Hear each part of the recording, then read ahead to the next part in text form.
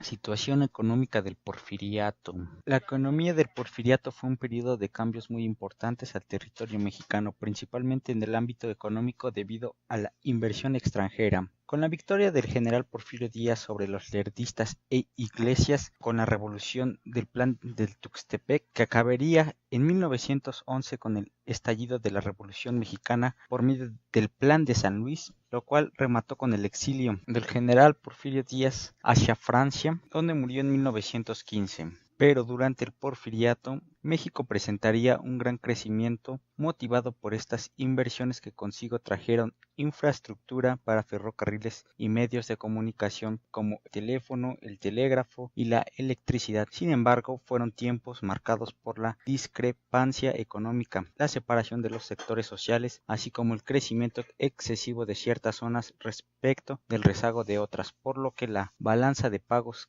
creció desfavorablemente para México. Porfirio Díaz recibiría una administración en quiebra, castigada por la deuda externa e interna, además de la baja recaudación de impuestos, el escaso comercio y casi nula industria local. Como consecuencia de esto, se implementó un mayor control de los ingresos, a la vez se redujeron los gastos públicos. Asimismo, se crearon nuevos impuestos que, a diferencia de los gobiernos anteriores, no gravan u obstaculizan el comercio, en especial las importaciones. Por consiguiente, gracias a un nuevo préstamo, restauraron toda la deuda, lo cual a su vez les permitió generar certeza al exterior como a los inversionistas y obtener la estabilidad de los mercados. Al cabo de lo anterior, con los años, el gasto gubernamental no superó a los ingresos e incluyó a partir de 1894 se registraría un superávit en la economía nacional como no se había logrado desde la instauración de la República. Un superávit económico se refiere a la diferencia de los ingresos sobre los gastos en una organización durante un periodo determinado. Una vez logrado el superávit, se pudo invertir en obras públicas y en comunicaciones. Los recursos se emplearon principalmente en puertos, pero más en ferrocarriles que beneficiaron el comercio en exterior con Estados Unidos, Europa y el Caribe, al mismo tiempo que el mercado interior,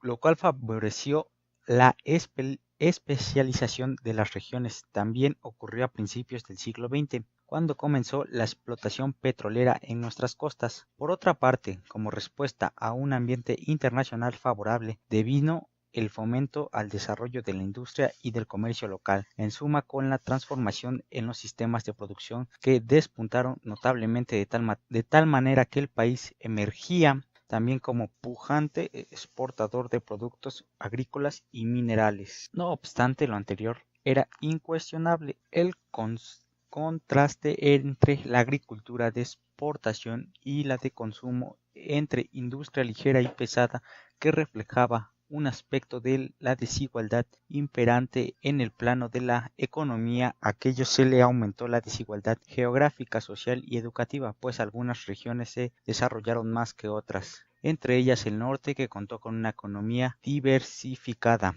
con una población mayormente urbana, con relaciones salariales modernas y con el mayor índice de alfabetismo del país.